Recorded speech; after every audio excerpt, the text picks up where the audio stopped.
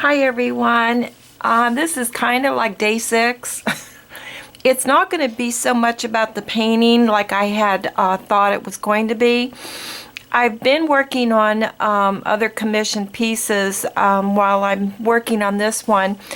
And I just want to kind of show you where I'm at with this one, because I've had some emails and people are really wanting to see the painting part of it. And I've decided that with this doll that I'm going to do the torso and the neck, and then I should be doing the paint. I can do the painting. I want to say is that I have to go with how I feel about the piece, and I might be changing a lot of times while I'm doing a sculpture, so please don't hold me to a particular decision at that time. But anyways, I did want to put this up. Hopefully this is going to be a very short tutorial.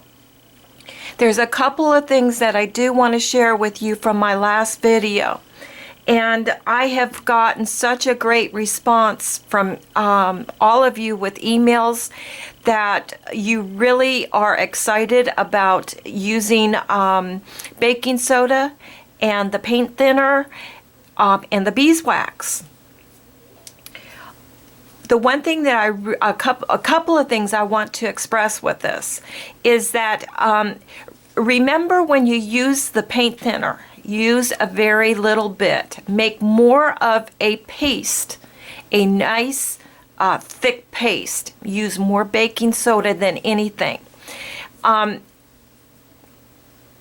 When you get that all cleaned off, wiped off, I don't put alcohol or anything to take any of that off. I wipe it down with a white cotton cloth, and then what I do is I take the lip balm, which is straight beeswax, and I will coat that whole head to where, it is really coated pretty thick, and I will let it set for 24 hours.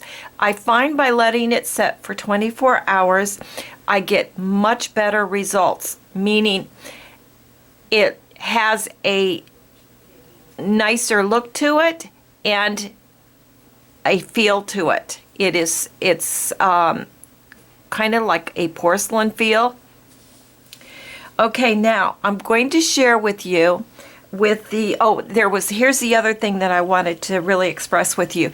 This is such a neat way to get your clay smooth.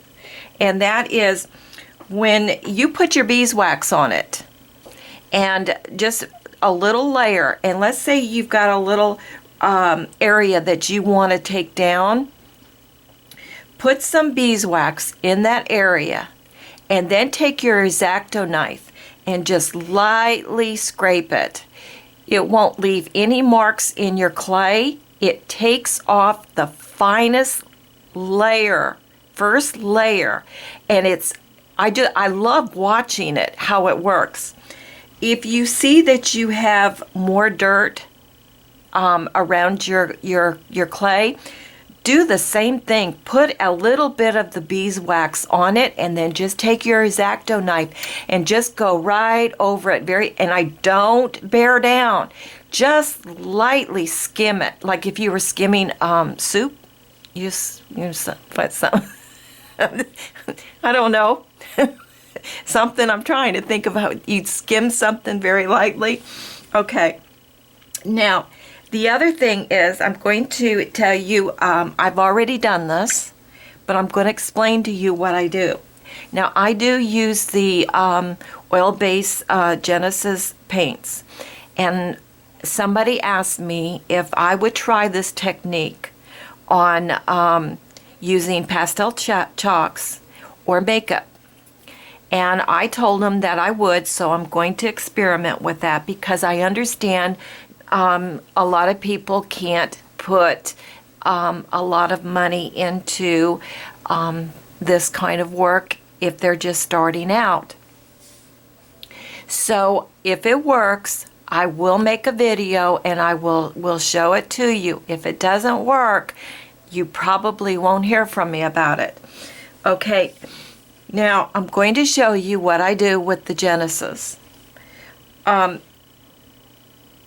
My thinking is, and a lot of times you're going to see I paint one way and then another doll I might paint a different way, is that after my doll has been all wiped down and everything and I'm ready to paint, I will take a little bit of my brown Genesis, and I will use a little bit of the lip balm, the beeswax. I'm going to call it beeswax because for some reason that is a tongue twister for me. I want to say lip balm, okay, beeswax.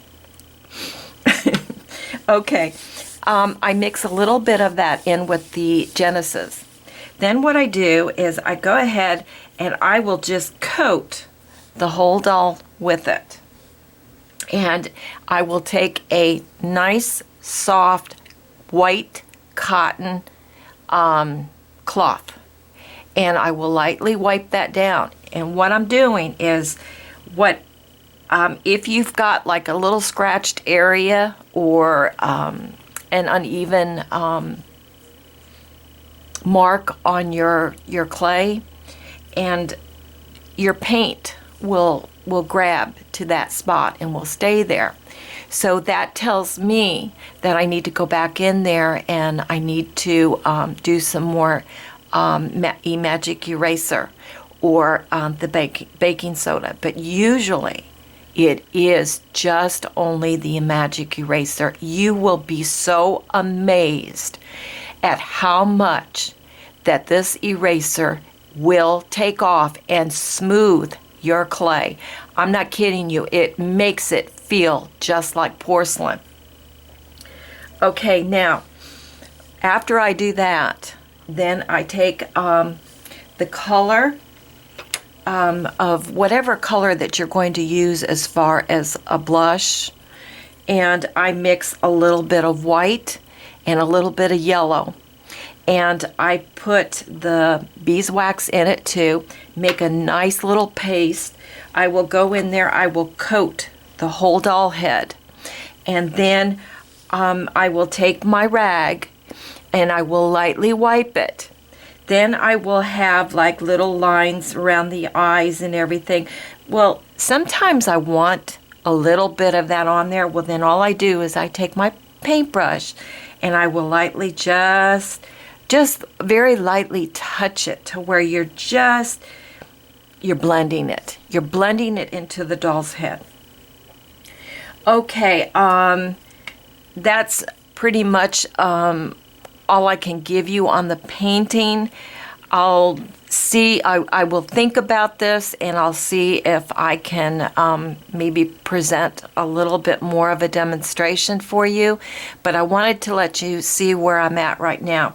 Now then, I think it was not in my last tutorial, but the tutorial before that one, I showed you in one of them of how I draw the hat on my table. Well, I made my first pattern, and I just want to show you that this technique, I mean, for my first time, I think it's pretty good. Is that I just needed to make it just a hair bigger. But I'm going to show you the hat that I came up with. And I will be showing you how I make it.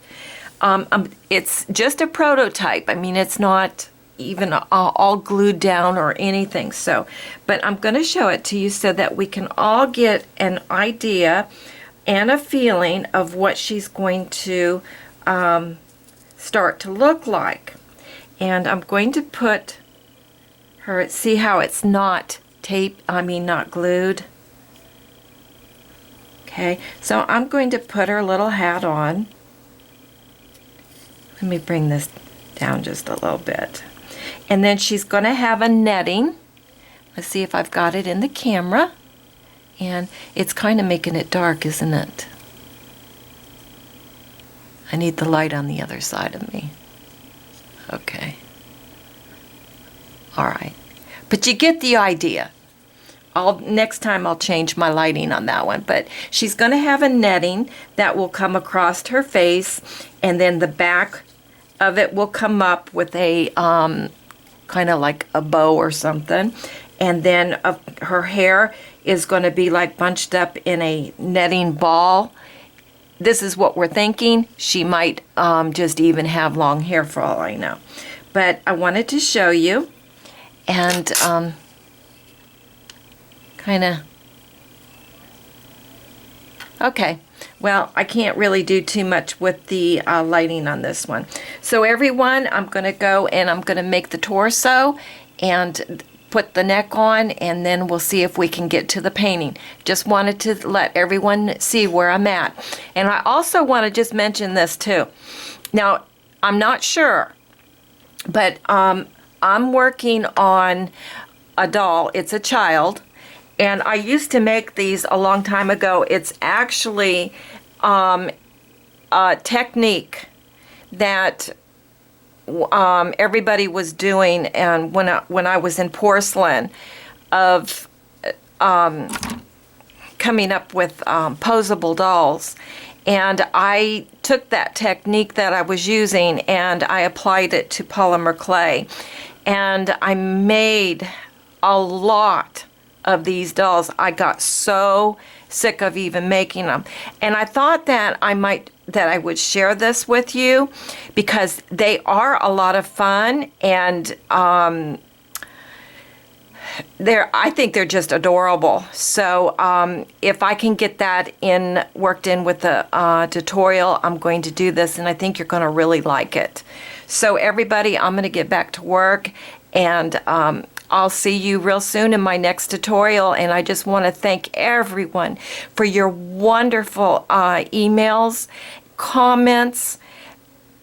My whole goal for these tutorials is to give everybody some inspiration, some confidence that really anybody can sculpt as long as you have the desire to do it.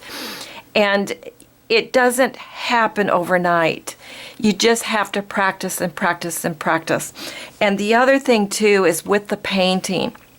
When I get to the eyes and everything, I just want to share this one little thing with you. When I actually started doing the painting, when I was doing the China painting on porcelain dolls, and thank goodness with China painting, you could, if you didn't like it, you could wipe it off. Well, you can do the same thing with this too, with the way that I'm doing it. But I'll be honest with you, I was so determined that I was going to get that painting down. And I really did. I worked on it for a solid week, every single day on one head. And finally, all of a sudden, it just pops. And it's like, oh, wow, you're getting it. So that's what I'm saying. If you just push yourself with that practice and don't get discouraged because you feel like you're doing the same thing over and over and over, you are getting better. You really, really are. So everybody, I'm off, and I will see you in my next tutorial. Thank you again for everything that you've said and subscribed. Thank you. I can't thank you enough.